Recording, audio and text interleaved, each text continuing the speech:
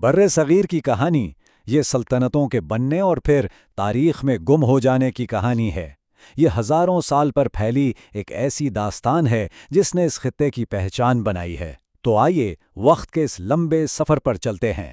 یہاں کی تاریخ صرف کتابوں میں نہیں ملتی، یہ تو قدیم شہروں کے کھنڈرات میں، پرانی عمارتوں کے پتھروں میں زندہ ہے۔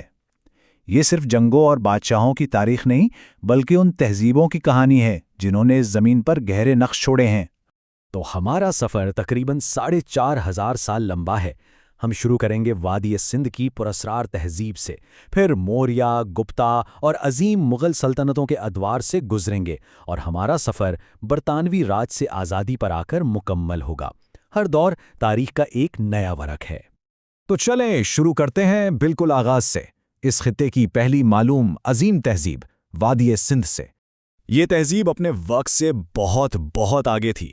ذرا سوچیں، ہڑپا اور موہنجو داڑو جیسے شہر، وہاں باقاعدہ منصوبہ بندی سے گلیاں اور مکانات بنے تھے، اور نکاسی آب کا ایسا نظام تھا جو آج بھی ماہرین کو حیران کر دیتا ہے۔ صاف ظاہر ہے کہ یہ ایک انتہائی منظم معاشرہ تھا۔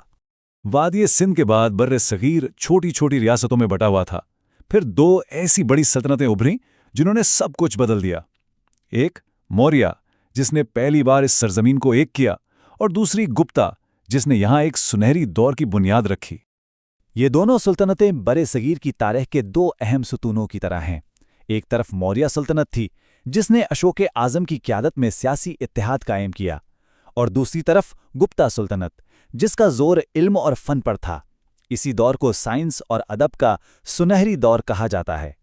اور موریہ سلطنت کا ذکر اشوک اعظم کے بغیر مکمل ہو ہی نہیں سکتا۔ کلنگا کی خوفناک جنگ کے بعد انہوں نے جنگ کا راستہ چھوڑ کر بدھ مت اپنایا اور امن کا پیغام پھیلایا۔ یہ تاریخ میں کسی حکمران کی سب سے بڑی تبدیلیوں میں سے ایک مانی جاتی ہے۔ اب ہم تاریخ کے ایک نئے شاندار دور میں قدم رکھتے ہیں، مغلوں کا دور۔ ایک ایسی طاقت جس نے بر صغیر کے فن تعمیر، آرٹ اور حکومت کرنے کے انداز کو ہمیشہ کے لیے بدل دیا۔ مغلوں نے بر صغیر کو شان و شوکت کی نئی بلندیوں پر پہنچا دیا۔ انہوں نے نہ صرف ایک مضبوط حکومت قائم کی، بلکہ تاج محل اور لال قلعہ جیسے شاہکار بنائے جو آج تک دنیا بھر کے لوگوں کو اپنی طرف کھینچتے ہیں۔ یہ واقعی فن، ثقافت اور ادب کا ایک سنہری دور تھا۔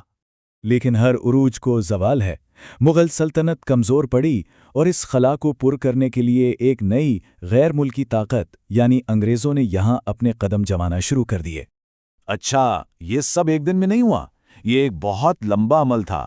سب سے پہلے برٹش ایسٹ انڈیا کمپنی تاجروں کے روپ میں آئی، پھر آہستہ آہستہ انہوں نے سیاسی اور فوجی طاقت حاصل کرنا شروع کر دی، اور آخرکار 1857 کی جنگ آزادی کے بعد برطانیہ نے براہ راست پورے برصغیر کا کنٹرول سنبھال لیا۔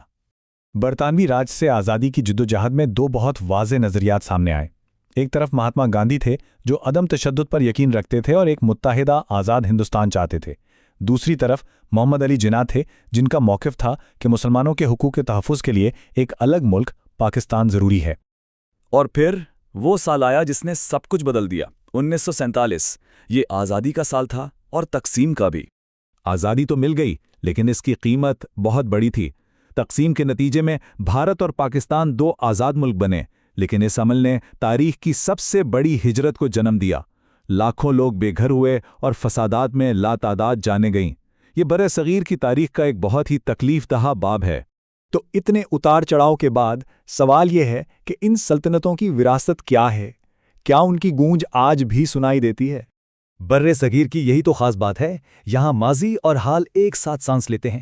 ایک طرف قدیم روایات ہیں تو دوسری طرف جدید ترقی، اور یہی ملاپ اس خطے کو اس کی منفرد پہچان دیتا ہے۔